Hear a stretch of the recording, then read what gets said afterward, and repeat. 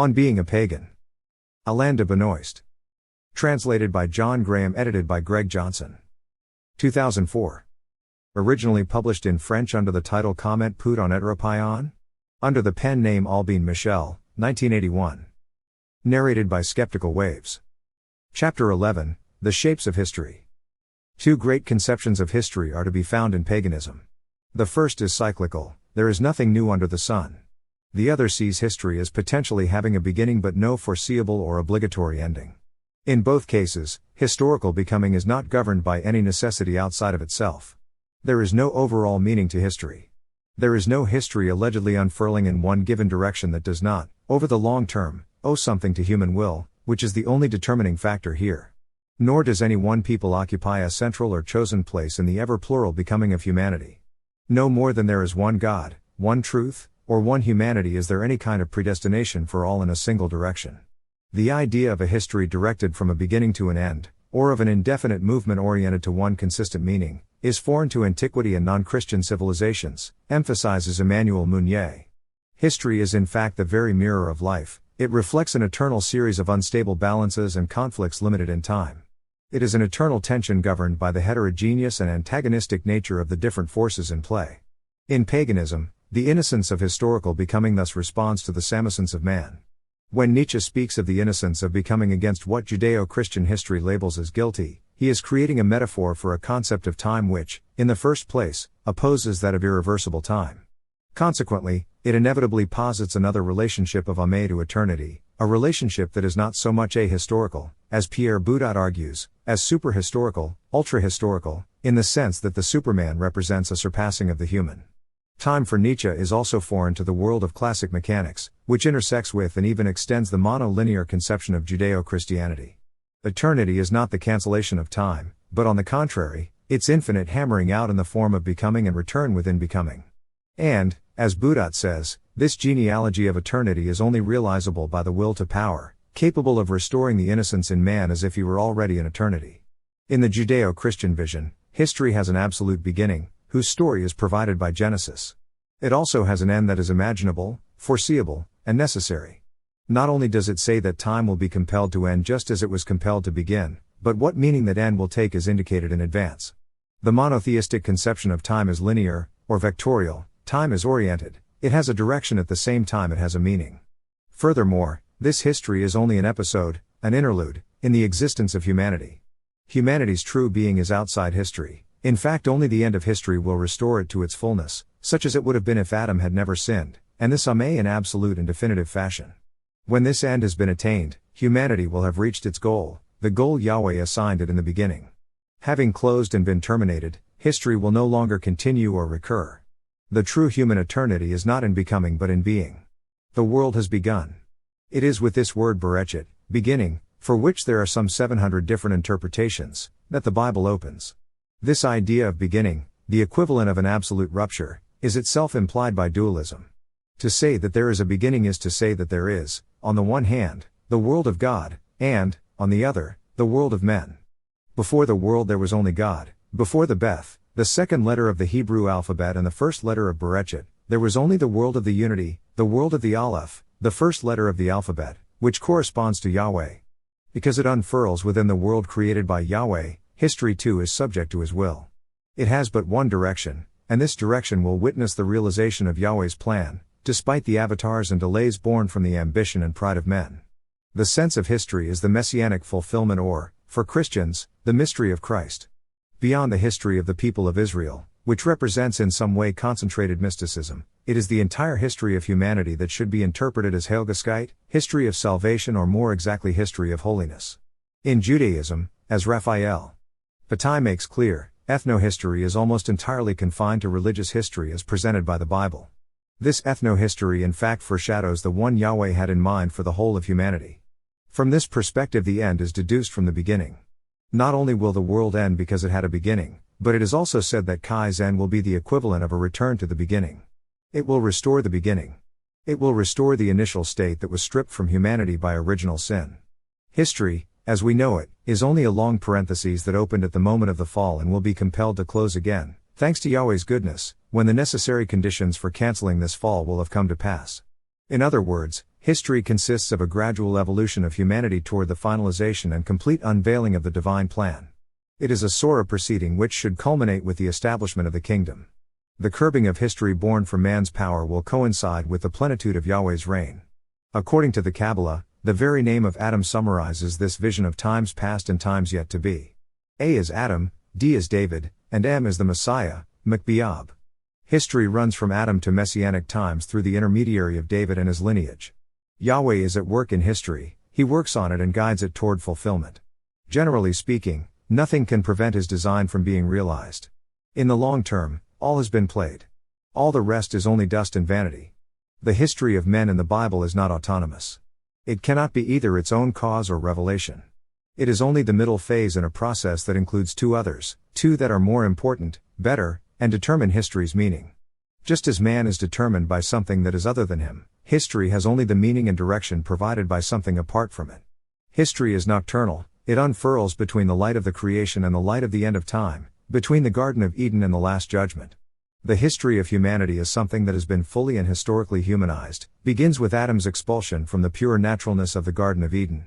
This episode, recapitulated in Cain's murder of Abel, corresponds to a fundamental psychosocial rift, primarily consisting of the domestication of the physical world by man, rather than to man's own self-domestication.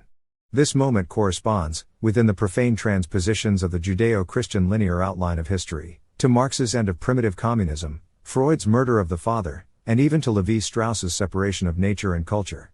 By entering history, man is able to fully experience the rupture between the world as object and himself as subject, as the very condition of surpassing and surmounting himself. Having already been given one supernature, he puts himself in a position to provide himself with another. But this is where Yahweh steps in. Because man has entered history with the purpose of being God's likeness, this history must be disarmed from within. Yahweh can no longer prevent history from occurring, but he can arrange it to no longer be the place where man can become his rival. The only requirement is that man be capped with an absolute signifier intended to respectively illuminate the meaning and form the essential track from which man would be obliged not to stray. This track is what the institution of monotheism revealed to humanity. The announcement of Messianic times forms in some way Yahweh's riposte to historicization.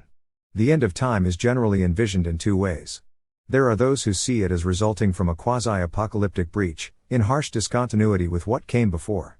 Others imagine a gradual evolution, consisting of the progressive organization of the world around biblical values and the establishment of equality, justice, and universal peace. Transposed to the plane of contemporary politics, this distinction tallies with the revolutionary and reformist paths, with all the ambiguities and contradictions specific to each. Rupturalism, for example, implies a stronger historicity in the short term, although it claims to bring it to a quicker ending. It also matches, to a certain extent, the difference between royal messianism, connected to Nathan's prophecy concerning David, Samuel 7:1-29, and the specifically eschatological messianism that was so widely discussed elsewhere. It can still be envisioned in a diachronic fashion, the flowering of history preceding its end, properly speaking. The first phase would then correspond to the specifically messianic period meant to compare with the former Garden of Eden, whereas the second, corresponding to the future world, Olam Habnuya, would restore Eden itself, in such a way that any repetition of the original sin would become impossible. This fulfillment would arrive on the day after what rabbinical texts refer to as the birth pangs of the Messiah, the final struggle in Marxist terminology. History, having reached its end, will give birth in the pain of its own negation. And it perhaps may not be by chance that the Bible so frequently employs the metaphor of giving birth. After all, it is only starting from the time that Adam and Eve entered history that woman began, as said in Genesis 3:16, to give birth in pain and suffering. Christian theologians in the past never skimped on details. When describing the horrors of hell, when it came to the nature of the joys reserved for the chosen after the Last Judgment, they were always more discreet. Karl Marx, as well, was always more prolix when it came to stigmatizing the evils of capitalism than in describing the specific aspects of the classless society. To get any idea of just what Messianic times will consist of, one is reduced to conjectures. Such a moment can only be described in opposition to the reality of the world we know. It is clear that from the biblical perspective the advent of the end of time is connected to the coming of a more fundamentally egalitarian society, one that is more homogeneous and more peaceful. As history rests on conflict, there will no longer be any conflicts, therefore no more diversity that is susceptible to degenerating into confrontations. Mastery will no longer have any reason to exist, all forms of alienation will disappear. The world will be transfigured into the world's opposite. The great cities devastated by Yahweh will remain deserted for generation upon generation. Isaiah 13:19-20. They will be like Babylon. The Lord's wrath will make it uninhabitable. It will become a site of total solitude. Jeremiah 50:13.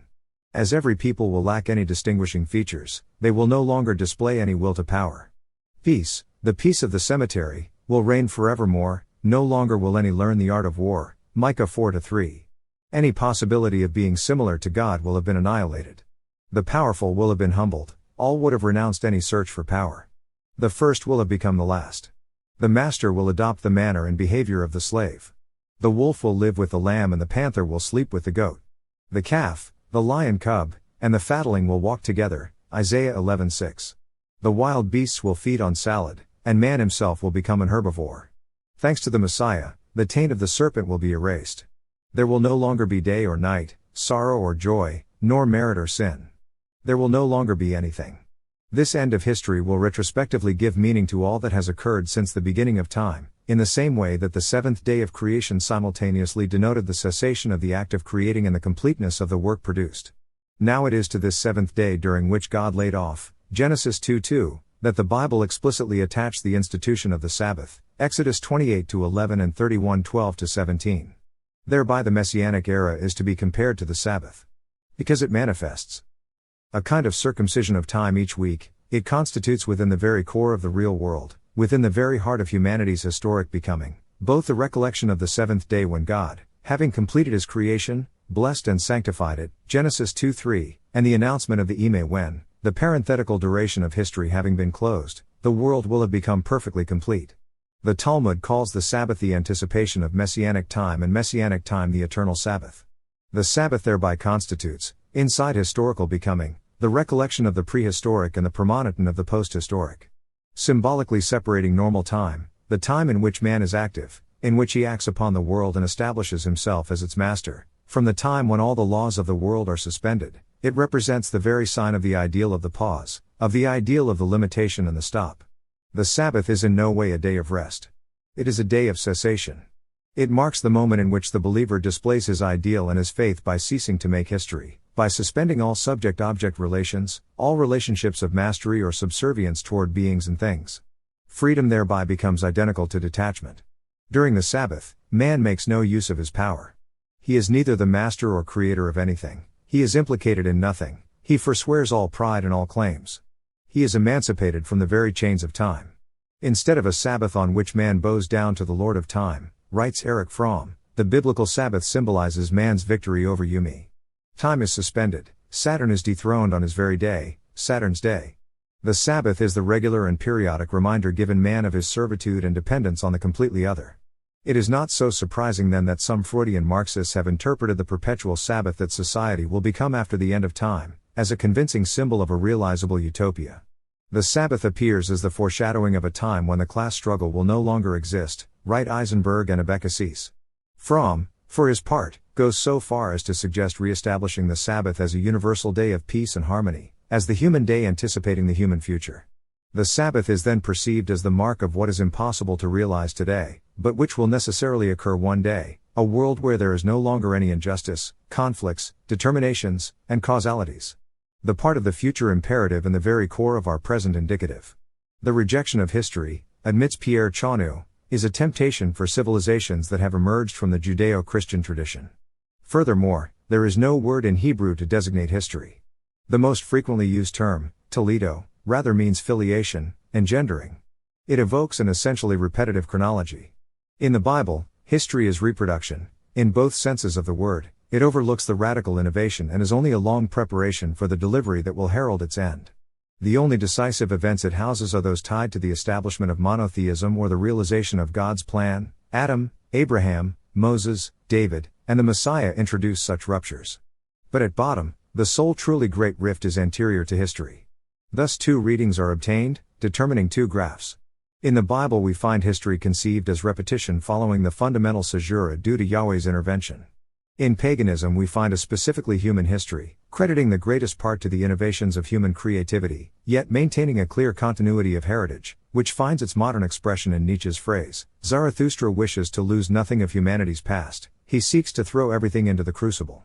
Accordingly, Judeo-Christian monotheism does not conceptualize or conceptually isolate the notion of history, which the ancients realized concretely, but not in full awareness, save to imprison it within boundaries that destine it for an end.